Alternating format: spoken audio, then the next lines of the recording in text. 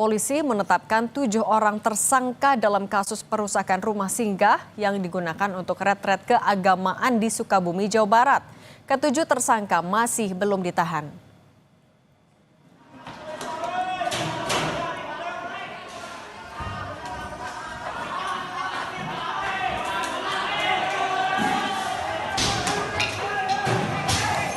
Polda Jawa Barat langsung memeriksa sejumlah saksi dan mengumpulkan barang bukti untuk mengusut kasus perusakan rumah singgah di Sukabumi, Jawa Barat yang digunakan untuk kegiatan ibadah retret. Polisi menyebut akan segera menahan 7 orang tersangka dalam kasus ini. Sebelumnya, korban atau pemilik rumah singgah telah melaporkan peristiwa perusakan ini ke polisi. Polisi memastikan perusakan ini akan diusut secara hukum karena kegiatan agama di Indonesia dilindungi oleh konstitusi. Kita sudah menetapkan 7 tersangka dari pengerusakan itu. Tentu saja ini harus berimbang karena apapun kesalahan administrasi dari pemilik rumah itu ya dan atau tanpa izin warga, tetapi pengerusakan juga tidak boleh dilakukan. Pasalnya tentu saja pasal pengerusakan ya dan secara bersama-sama dan ini akan kita lakukan penahanan kepada mereka dan proses tetap lanjut. Walaupun mediasi, rekonsiliasi damai tetap kita lakukan bersama-sama, tetapi secara proses hukum juga kita tegakkan agar tidak terjadi berulang kembali. Pasca perusakan rumah singgah untuk kegiatan keagamaan di Desa Tangkil, Kecamatan Cidahu, Kabupaten Sukabumi, TNI Polri dan warga sekitar membersihkan puing pecahan kaca. Pembersihan ini dilakukan mulai dari perbaikan pagar, halaman rumah hingga di dalam bangunan dan belakang rumah singgah. Selain itu juga ada perbaikan ringan terhadap bagian rumah yang mengalami kerusakan akibat kejadian sebelumnya.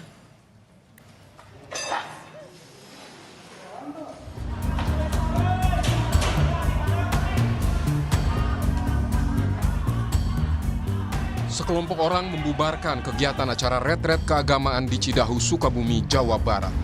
Massa merusak bagian dalam bangunan yang diduga dijadikan tempat retret. Polisi menyebut keributan terjadi karena salah paham. Massa menduga rumah tersebut akan dijadikan rumah ibadah. Namun polisi menegaskan rumah tersebut adalah rumah singgah yang sedang digunakan untuk kegiatan retret.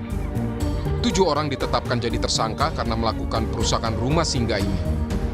Polisi menyebut peran ke-7 orang tersangka ini sebagai perusak bangunan. Tetapi kita penegakan hukum tetap harus kita jalankan. Peran-peran mereka adalah para perusak-perusak bangunan situ. Ya, ada pemecah kaca, ada pendobrak pintu, ya, kemudian ada pengrusak kendaraan, dan juga ada pengrusakan mobil dan kendaraan. Tadi itu ada 2, ada motor dan mobil. Nah, ini peran-peran mereka yang melakukan aksi tersebut, dan ini tentu saja sangat kita sayangkan. Demikian secara bersama-sama, dan ini akan kita lakukan penahanan kepada mereka dan proses tetap lanjut. Pasca peristiwa perusakan, Gubernur Jawa Barat Deddy Mulyadi langsung mendatangi rumah dan memediasi pemilik rumah dengan warga sekitar. Deddy Mulyadi memberikan ganti rugi sebesar 100 juta kepada pemilik rumah serta memberikan trauma healing kepada anak-anak yang menyaksikan peristiwa perusakan ini.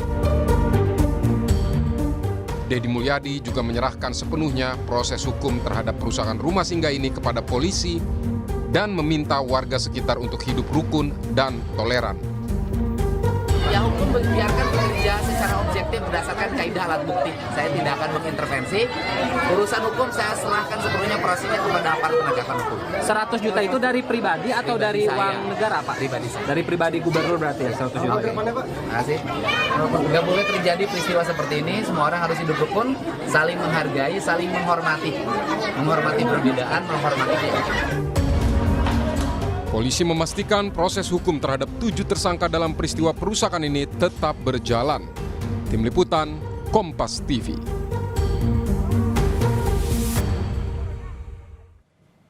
Polisi masih mengusut dan menyidik kasus perusakan rumah singgah yang digunakan untuk kegiatan retret di Sukabumi, Jawa Barat.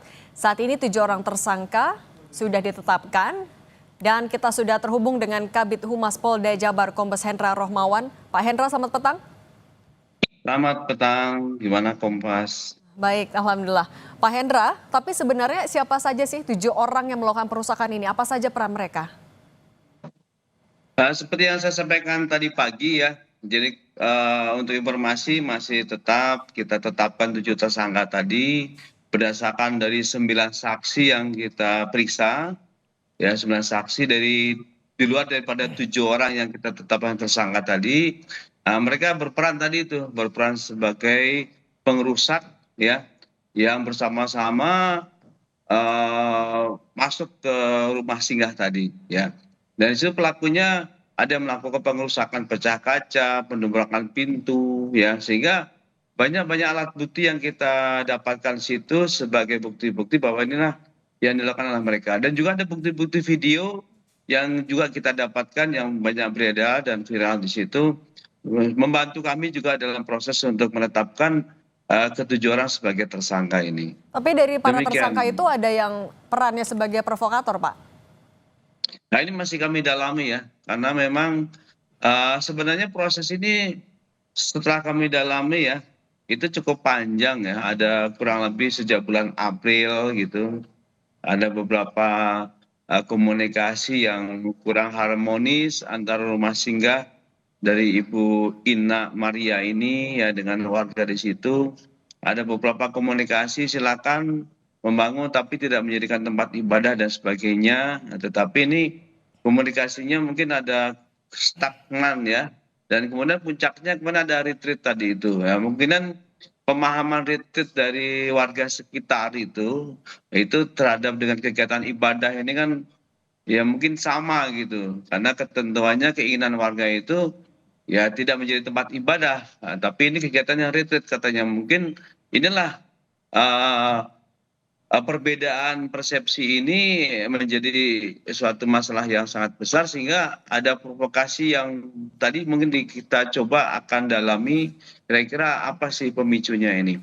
Sehingga nanti kita tahu beberapa orang yang sampai melakukan masuk ya pengerusakan ke rumah itu dan tidak terkendali dalam hal ini. Dan kita data tadi itu dari penilaian kerusakan, ya, kemudian ada yang motor maupun mobil itu kita akumulasi kurang lebih tadi kerugiannya 50 juta. Demikian sementara yang bisa kami lakukan dan kita masih menguatkan penyidikan kita ya dari Tapi itu. masih terbuka kemungkinan ada tersangka tambahan, Pak?